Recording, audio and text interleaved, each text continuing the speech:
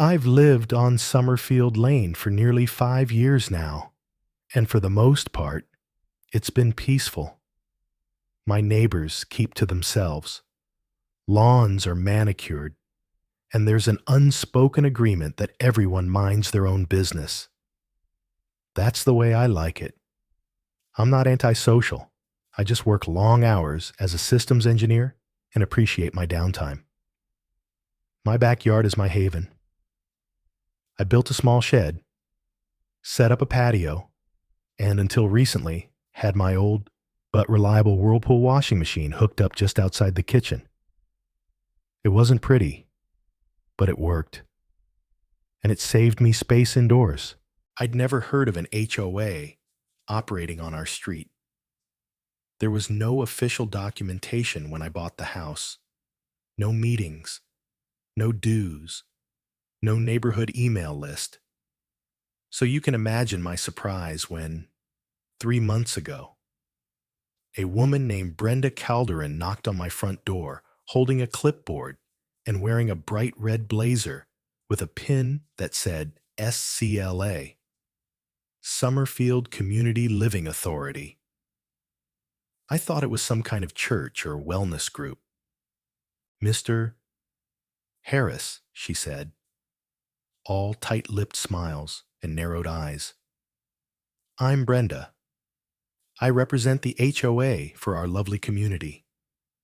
I wanted to go over a few items we flagged for non-compliance on your property. HOA, I asked, puzzled. I wasn't aware we had one. Well, it's been newly established, she replied smoothly, flipping a tab on her clipboard. We're in the early enforcement phase.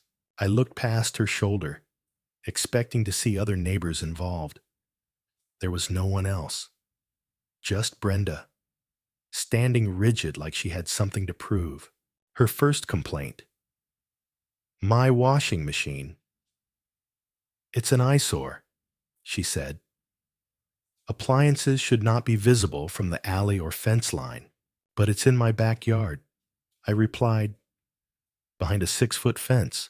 Yes, but satellite imagery can still pick it up, she said seriously, as if the Department of Aesthetics had her on payroll. We're striving for a higher neighborhood standard. I almost laughed, but something about the intensity in her eyes stopped me. I politely declined to make changes until I saw some official documentation. Brenda didn't like that. She said I'd be fined. I asked her to show me where, in the HOA charter, that was listed. She promised to return with papers. I closed the door, unsettled, but assuming this was a one-off encounter with a power-hungry neighbor. Then things escalated. 2 weeks later, a neon orange notice appeared on my door. Final warning, non-compliance penalty, $300. There was no phone number, no HOA letterhead, just a P.O. box address in a nearby town, and Brenda's signature. I ignored it. Days later, I noticed my gate latch had been tampered with. My backyard, normally undisturbed, had footprints in the dirt near the washer. I checked my outdoor camera, nothing. I didn't have one installed yet. The washer vanished a week later. I woke up, stepped outside with my morning coffee, and it was gone. No tire marks, no hose, just the rust outline where it had stood for years. I filed a police report, but without video evidence, it was a dead end. Brenda reappeared that afternoon, smile plastered on, like it was glued there. Good news, she chirped. The HOA took care of the appliance issue for you. You stole my washer, I said flatly. We removed a non-compliant fixture, she corrected. You broke into my backyard.